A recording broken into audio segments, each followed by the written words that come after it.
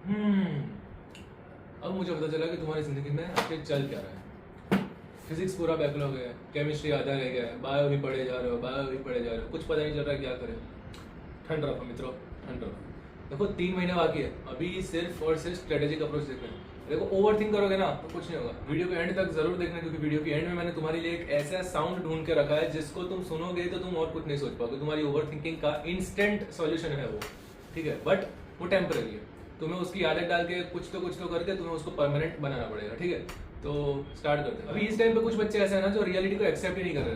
देखो रियलिटी को एक्सेप्ट करो, जो होना था वो हो गया। अगर अभी भी इसी गिल्ट में इंस्टाग्राम स्क्रॉल कर रहे हो या फिर ड्रॉप ले लूं क्या, ऐसे विचार आ रहे हो तुम्हारे दिमाग में, तो फिर भाई गेम खत्म है, लिटरली खत्म है। ये सारे दिमाग में थॉट्स मत लाने दो, हार मत मान जाओ अभी से, ठीक है। तुम्हें जीतना है बस खुद से ही। बस स्टार्ट करने के लिए एक पेपर उठाओ, ठीक है, A4 साइज का, और उसमें लिख दो कि तुम्हें क्या आता है क्या नहीं आता, ताकि तुम्हारा गोल तुम्हारे सामने रहे कम से कम। क्योंकि जब भी तुम सोचोगे नहीं ना दिन के शुरुआत में कि तुम्हें क्या करना है क्या नहीं, तुम कंफ्यूज ही हो जाओगे, पूरा दिन कंफ्यूज रहोगे, इसलिए कुछ नहीं पढ़ पाओगे। जब भी तुम्हें कुछ पढ़ना हो, जब भी तुम्हें तुम्हारा दिन प्रोडक्टिव करना हो, दिन के शुरुआत में या फिर पिछली रात में सोने से पहले ये सोच के सो जाओ कि तुम्हें उस दिन करना क्या है, ताकि तुम उस चीज की तरफ मोटिवेटेड रहो। और लिखने में थोड़ी भी कंजूसी नहीं करना, पूरा सिलेबस लिखो, उसमें जो हो गया, जो रह गया, जो नहीं करना क्योंकि डर लग रहा है उससे, वो सब कुछ लिखो, ठीक है, ताकि तुम्हारे सामने तुम्हारी पूरी प्रॉब्लम आ जाए कि असल में प्रॉब्लम है कितनी, तुम्हें पता चल जाए। क्योंकि प्रॉब्लम ही नहीं पता होगा तो सॉल्यूशन किस चीज का निकालेंगे, है कि नहीं। अब देखो जाहिर सी बात है, तुमने पूरा सिलेबस तो लिखा है, लेकिन हर चैप्टर के पीछे हम टाइम वेस्ट नहीं कर सकते ना। अब तुम्हारे पास टाइम नहीं है कि तुम हर एक चैप्टर को उठाओगे, हाई वेटेज भी उठाओगे, लो वेटेज भी उठाओगे। स्ट्रेटेजिकली सोचना है ना भाई। सबसे पहले हाई वेटेज उठाओ, और उन हाई वेटेज में भी सबसे ज्यादा जो बेसिक चैप्टर है, जिसके बेसिक्स बहुत सारे चैप्टर से काम लगते हैं, उनको उठा लो। इस हिसाब से तुम्हें सोचना है। अब देखो मैं तुम्हें बता देता हूँ फॉर एग्जांपल कि तुम्हें किन किन चैप्टर्स पे ध्यान देना है। फिजिक्स में ध्यान देना है, mechanics, modern physics, optics. I know मैं यूनिट्स के नाम बोल रहा हूँ, गालियां मत देना, बट ये पूरे का पूरे यूनिट्स इंपॉर्टेंट है। तो ऑफकोर्स तुम्हें अगर स्टार्ट करना है, तुम्हें वो थ्रेशोल्ड को अचीव करना है, तो तुम इससे कर सकते हो। मैकेनिक्स पहला चैप्टर जो है मैकेनिक्स का, स्ट्रेट लाइन वाला, वो काफी ईजी है अगर तुम बेसिक से समझो तो, सही तरीके से समझो तो। ऐसे ही तुम बस फॉर्मूला रट्टे लगा रहे हो तो नहीं होगा, लेकिन फॉर्मूला के पीछे लॉजिक समझोगे ना तो इजीली हो जाएगा भाई, इसे टेंशन नहीं है। अभी केमिस्ट्री में जैसे कि अगर ऑर्गेनिक का मैं तुम्हें एग्जांपल देता हूँ, ऑर्गेनिक में GOC हो गया, ठीक है, वो कोऑर्डिनेशन कंपाउंड्स हो गया, बायोमोलिक्यूल्स हो गया, इनको छोड़ने का कोई चांस ही नहीं बनता भाई, करने ही है। और बायो में तो यार बायो में तुम क्या ही छोड़ोगे। पर फिर भी अगर मैं तुम्हें वेटेज के हिसाब से बताऊँ तो NCERT तो पढ़नी है, लेकिन किसकी ज्यादा पढ़नी है वो मैं तुमको बताता हूँ। देखो सेल पढ़ना है, सेल वाला जो यूनिट है वो पढ़ना है, क्योंकि वो तुम्हारा बेसिक है, सब बेसिक, माइटोसिस, मियोसिस, सब वही तुम्हारा क्लियर करवाएगा। Ecology, plant physio, human physio, समझ रहे हो ना बात को। जेनेटिक्स देख लेना भाई, जेनेटिक्स।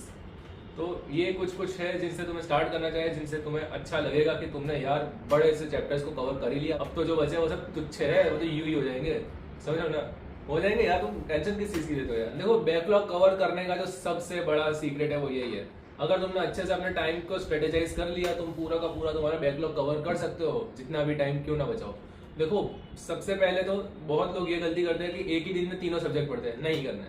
अपनी बात करूँ तो मैंने दिन के 2 सब्जेक्ट पढ़ता था मैं, ठीक है, अल्टरनेट डेज पे, फिजिक्स और केम और बायो रोज, क्योंकि अकॉर्डिंग टू MR सर, अगर तुम्हारे अभी फिजिक्स में आ रहे हैं 150, तो फिर अगर तुम एक हफ्ता नहीं पढ़ोगे तुम्हारे 130 तक जाएंगे, 120 तक जाएंगे। लेकिन अगर तुम्हारे बायो में अभी आ रहे हैं 150, और अगर तुमने एक हफ्ता उस चीज को नहीं पढ़ा और फिर से अगर उसी टॉपिक पे तुम्हारा टेस्ट लिया गया, तो फिर 70-80 पे आकर तुम रुक जाओगे भाई। क्योंकि यार बायो में सारा डेटा है, दिमाग से निकल जाएगा अगर रोजाना नहीं पढ़ा तो। फिजिक्स केमिस्ट्री में कंसेप्ट है, बायो में तुम अगर बोलोगे ना कि कंसेप्ट है, तो फिर वो कंसेप्ट तुम इमेजिन करते हो। दिख रहा है क्या प्लांट के अंदर के सेल्स तुमने देखे क्या अभी तक, किस तरीके से लाइजोसोम और वो सब तुमने देखा क्या, नहीं देखा ना, तो तुम इमेजिन कर रहे हो उस कंसेप्ट को। फिजिक्स का कंसेप्ट तुम्हें दिखता है, रिलेटिव वेलोसिटी है कि नहीं, प्रोजेक्टाइल मोशन, तुम फील कर सकते हो उस चीज को, इसलिए वो कंसेप्ट तुम्हें याद रहेंगे। लेकिन बायोलॉजी में तुम्हें थोड़ा सा रट्टा मारना पड़ता है, अग्री करो यार। बायोलॉजी में काफी चीजें तुम रट्टे मारते, काफी चीजें है ऐसी जो तुम्हें रट्टा मारनी पड़ेगी, इसलिए वो चीजें तुम्हारे दिमाग से निकल जाएगी। इसलिए उन चीजों को पढ़ते रहो जो चीजें तुम्हें लगता है कि तुम्हारे दिमाग से निकल जाएगी, if you know what I mean.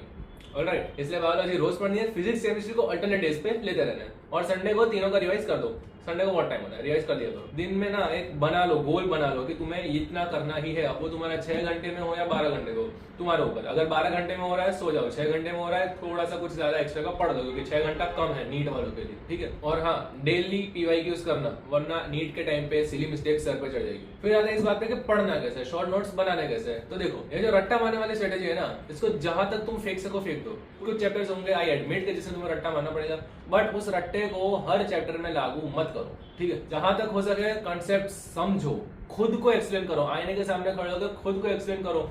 ऐसा हो तो किसी को पकड़ दो जिसको वो कॉन्सेप्ट नहीं आता हो अपने घर में से, और फिर उसको समझाओ।